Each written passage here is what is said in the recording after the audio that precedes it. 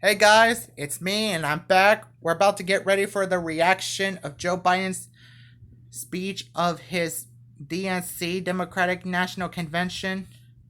And as you know, this this is not going to turn big. All right. Got myself so I can see the screen reveal only, but not really. I'm just going to see it from myself on this iPad right here. And as you know, you guys going to hear only the audio about Joe Biden's speech on his national convention back in 2020 last year in August 20. So this reaction of his speech starts right now and go. Good evening. Ella Baker, a giant of the civil rights movement, left us with this wisdom. Give people light, and they will find the way. Give people light. Those are words for our time. The current president has cloaked American darkness for much too long. Too much anger, too much fear, too much division. Here and now, I give you my word. If you entrust me with the presidency, I will draw on the best of us, not the worst. I'll be an ally of the light, not the darkness. It's time for us, for we the people, to come together. And make no mistake, united we can and will overcome this season of darkness in America. We'll choose hope over fear, facts over fiction, fairness over privilege. I'm a proud Democrat, and I'll be proud to carry the banner of our party into the general election.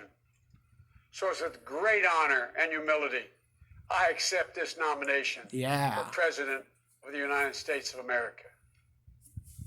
But while I'll be a Democratic candidate, I will be an American president. I'll work hard for those who didn't support me, as hard for them as I did for those who did vote for me. That's the job of a president, to represent all of us, not just our base or our party. This is not a partisan moment. This must be an American moment. It's a moment that calls for hope and light and love, hope for our future, light to see our way forward, and love for one another. America isn't just a collection of clashing interests of red states or blue states. We're so much bigger than that. This is the United States. We're so much better than that. You know, nearly a century ago, Franklin Roosevelt pledged a New Deal in a time of massive unemployment, uncertainty, and fear. Stricken by a disease, stricken by a virus, FDR insisted that he would recover and prevail, and he believed America could as well. And he did, and we can as well. This campaign isn't just about winning votes. It's about winning the heart and, yes, the soul of America. Winning it for the generous among us, not the selfish. Winning it for workers who keep this country going, not just the privileged few at the top. Winning it for those communities who have known the injustice of a knee on the neck. For all the young people who have known only America being rising inequity and shrinking opportunity, they deserve the experience of America's promise. They deserve to experience it in full. You know, no generation ever knows what history will ask of it. True. All we can ever know is whether we're ready when that moment arrives. And now history has delivered us to one of the most difficult moments America's ever faced. Four historic crises, all at the same time. A perfect storm. The worst pandemic in over 100 years. The worst economic crisis since the Great Depression. The most compelling call for racial justice since the 60s. And the undeniable realities and just the accelerating threats of climate change. So the question for us is simple. Are we ready? I believe we are. We are. We must be. You know, all elections are important. We know in our bones this one is more consequential. As many have said, America is at an inflection point. A time of real peril, but also of extraordinary possibilities. We can choose a path of becoming angrier, less hopeful, more divided, a path of shadow and suspicion, or we can choose a different path and together take this chance to heal, to reform, to unite, a path of hope and light. This is a life-changing election. This will determine what America is going to look like for a long, long time. Character is on the ballot. Compassion is on the ballot. Decency, science, democracy, they're all on the ballot. Mm-hmm. Who we are as a nation, what we stand for, and most importantly, who we want to be, that's all on the ballot. And the choice could not be more clear. No rhetoric is needed. Just judge this president on the facts. 5 million Americans infected by COVID-19. More than 170,000 Americans have died. By far the worst performance of any nation on earth. More than 50 million people have filed for unemployment this year. More than 10 million people are going to lose their health insurance this year. Nearly 1 in 6 small businesses have closed this year. And this president, if he's reelected, you know what will happen. Cases and deaths will remain far too high. More mom and pop businesses will close their doors, and this time for good. Working families will struggle to get by. And yet the wealthiest 1% will get tens of billions of dollars in new tax breaks. And the assault on the Affordable Care Act will continue until it's destroyed, taking insurance away from more than 20 million people, including more than 15 million people on Medicaid, and getting rid of the protections that President Obama worked so hard to get passed for people who have 100 million more people who have pre-existing conditions. Yeah. And speaking of President Obama, a man I was honored to serve alongside for 8 years as vice president. As he was vice president. Let me take this moment to say something we don't say nearly enough. Thank you, Mr. President. You were a great president. A president our children could and did look up to. We love you, Obama. No one's going to say that about the current occupant of the White House. What we know about this president is if he's given 4 more years, he'll be what he's been for the last 4 years. A president who takes no responsibility, refuses to lead, blames others, cozies up to dictators, and fans the flames of hate and division. He'll wake up every day believing the job is all about him, never about you. Is that the American you want for you, your family, your children? I see a different American, one that's generous and strong, selfless and humble. It's an American we can rebuild together. As president, the first step I will take will be to get control of the virus that has ruined so many lives. Because I understand something this president hasn't from the beginning. We will never get our economy back on track. We will never get our kids safely back in schools. We'll never have our lives back until we deal with this virus. Yeah. The tragedy of where we are today is it didn't have to be this bad. Just look around. It's not this bad in Canada or Europe or Japan or almost anywhere else in the world. And the president keeps telling us the virus is going to disappear. He keeps waiting for a miracle. Well, I have news for him.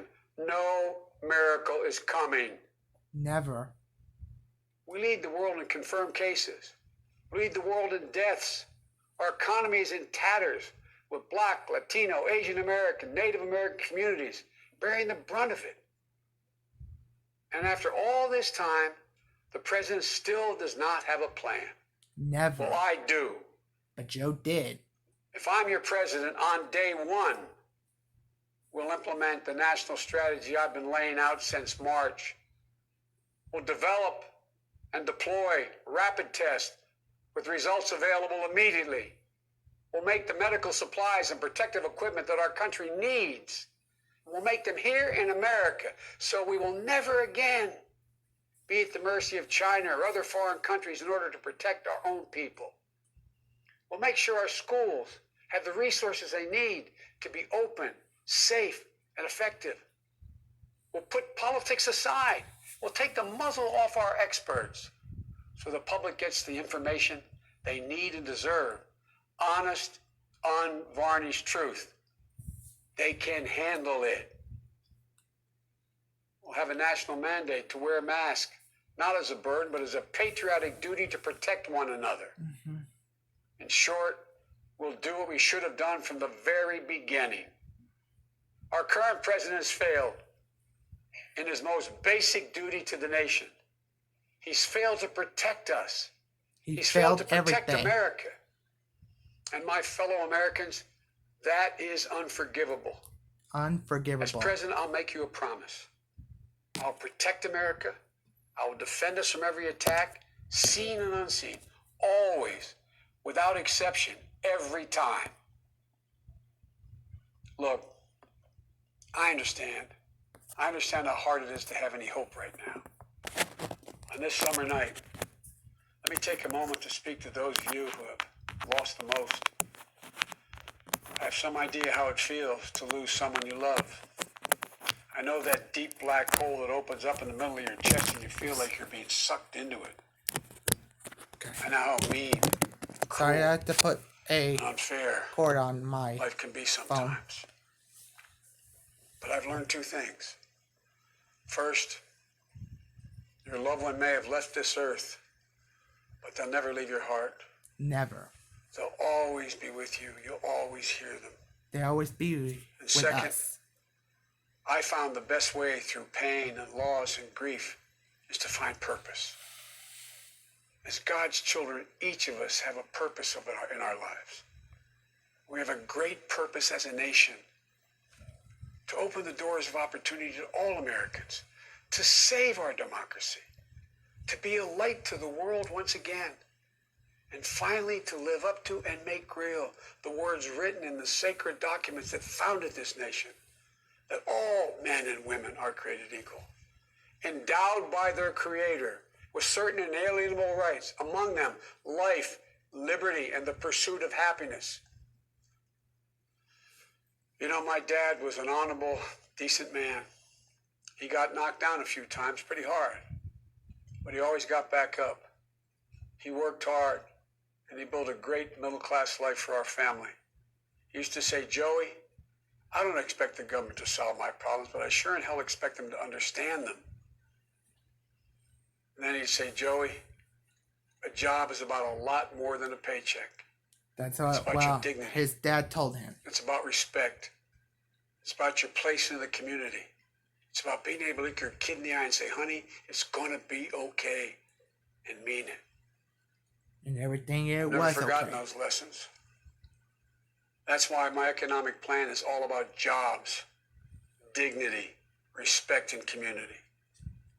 Together we can and will rebuild our economy. And when we do, we'll not only build back, we'll build back better.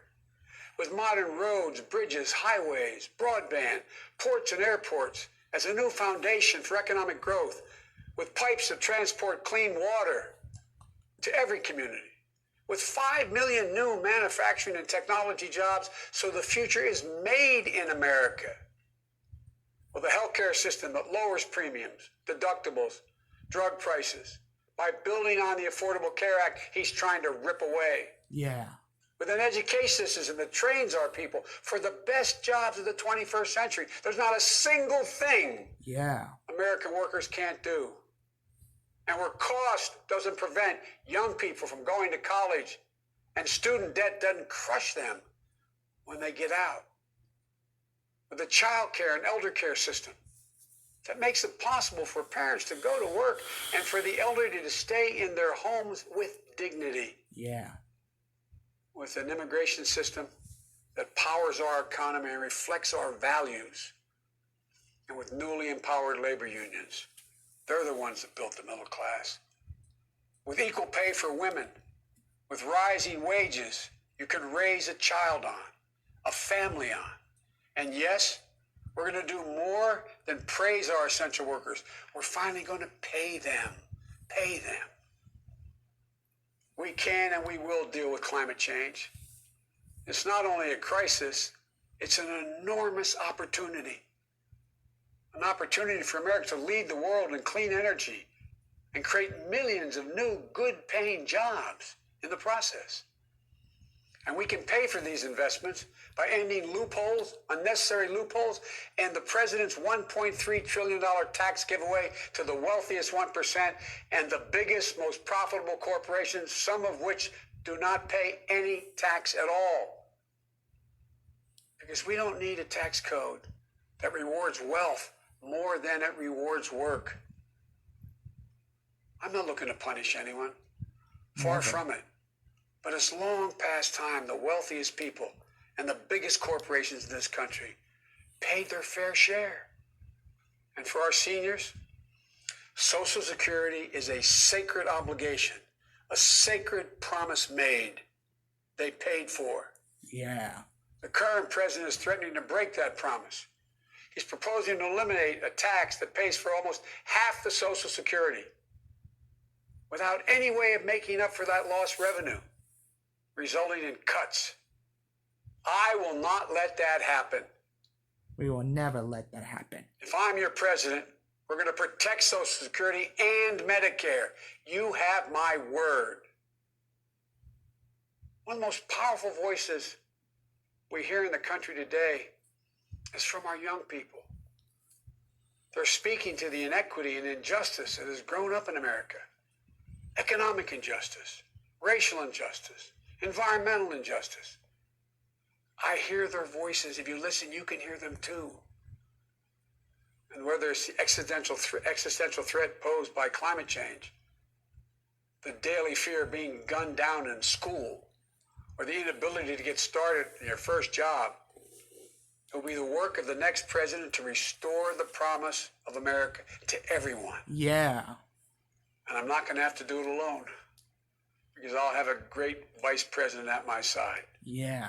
Which Senator is Kamala Harris. She's a powerful voice for this nation. Yeah. Her story is the American story. She knows about all the obstacles thrown in the way of so many in our country. Women, black Americans, South Asian Americans, immigrants, the left out and the left behind. But she's overcome every obstacle she's ever faced. No one's been tougher on the big banks and the gun lobby. No one's been tougher in calling out the current administration for its extremism, its failure to follow the law, its failure to simply tell the truth. Telling the truth. Kamala and I both draw from our families. That's where we get our strength. For Kamala, it's Doug and their families. For me, it's Jill and ours. I've said many times, no man deserves one great love in his life, let alone two. But I've known two. After losing my first wife in that car accident, Jill came into my life. She put our family back together. She's an educator, a mom, a military mom, and an unstoppable force. If she puts her mind to it, just get out of the way. She's going to get it done. Yeah. She was a great second lady. And I know she'll make a great first lady for this nation. She loves this country so much. And I love this country as well. I'll always have the strength that can only come from family. With black country, Hunter, Asian Ashley, country, all our Latino country, my brothers, my sister, and all of our they give country. me courage. They lift me up. While he's no longer with us, Bo inspires me every day. Bo served our nation in uniform. A year in Iraq, a decorated Iraqi war veteran. Excuse me. So I take very personally and the profound responsibility of serving as commander-in-chief. I'll be a president who will stand with our allies and friends and make it clear to our adversaries the days of cozying up to dictators is over. Under President Biden, America will not turn a blind eye to Russian bounties on the heads of American soldiers. Nor will I put up with foreign interference in our most sacred democratic exercise, voting. And I'll always stand for our values of human rights and dignity. I'll work in common purpose for a more secure, peaceful, and prosperous world. History history has thrust one more urgent task on us. Will we be the generation that finally wipes out the stain of racism from our national character? I believe we're up to it. I believe we're ready. Just a week ago yesterday was the 3rd anniversary of the events in Charlottesville. Close your eyes. Remember what you saw on television. Remember seeing those neo-Nazis and Klansmen and white supremacists coming out of fields with lighted torches, veins bulging, spewing the same anti-Semitic bile heard across Europe in the 30s. Remember the violent clash that ensued between those spreading hate and those with the courage to stand against it. And remember what the president said when asked? He said there were, quote, very fine people on both sides. It was a wake-up call for us as a country, and for me, a call to action. At that moment, I knew I'd have to run, because my father taught us that silence was complicity, and I could never remain silent or complicit. At the time, I said we're in the battle for the soul of this nation. And we are. You know, one of the most important conversations I've had this entire campaign, it was with someone who was much too young to vote. I met with 6-year-old Gianna Floyd the day before her daddy, George Floyd, was laid to rest. She's an incredibly brave little girl. I'll never forget it. When I leaned down to speak to her, she looked in my eyes and she said, and I quote, "Daddy changed the world. Daddy changed the world." Her words burrowed deep into my heart. Maybe George Floyd's murder was a breaking point. Maybe John Lewis is passing the inspiration. But however it's come to be, however it's happened, America's ready, in John's words, to lay down, quote, the heavy burden of hate at last, and to end the hard work of rooting out our systemic racism. You know, American history tells us that it's been in our darkest moments that we've made our greatest progress, that we found the light. In this dark moment, I believe we're poised to make great progress again, that we can find the light once more. You know, many people have heard me say this, but I've always believed you can define America in one word: possibilities. The defining feature of America: everything is possible. It is. That in America, everyone, and I mean everyone, should be given an opportunity to go as far as their dreams and God-given ability will take them. We can never lose that. We won't. In times as challenging as these, I believe there's only one way forward.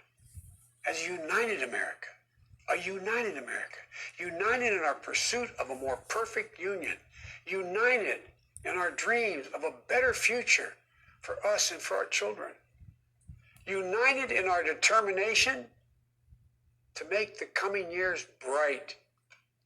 Are you ready? I believe we are. We are ready. This is a great nation. We're a good and decent people. For Lord's sake, this is the United States of America. And there's never been anything we've been able to accomplish when we've done it together. The Irish poet Seamus Heaney once wrote, "History says, don't hope on this side of the grave, but then, once in a lifetime, the longed-for tidal wave of justice can rise up and hope and history rhyme. This is our moment to make hope and history rhyme. With passion and purpose, let us begin, you and I together, one nation, under God, united in our love for America, united in our love for each other. For love is more powerful than hate. Hope is more powerful than fear. And light is more powerful than dark. This is our moment. This is our mission." Yeah. May history be able to say that the end of this chapter of American darkness began here tonight. Yeah. As love and hope and light join in the battle for the soul of the nation. And this is a battle we will win, and we'll do it together. I promise you. Thank you, and may God bless you, and may God protect our troops. Yep. Awesome. And that is the speech of Joe Biden's DNC Democratic National Convention last year. And that is the first anniversary for his speech. And I'll see you. And if you guys like this video, please make sure you subscribe, drop a like, and comment below how you loved this reaction of Joe Biden's speech of his Democratic National Convention. And it was so awesome. And I loved his speech a lot. And we are ready, since we can stop all the racism. And you guys can also follow me on Twitter. And I'll see you guys next time soon. And I'm still taking a break from YouTube. All right. See you soon, everyone.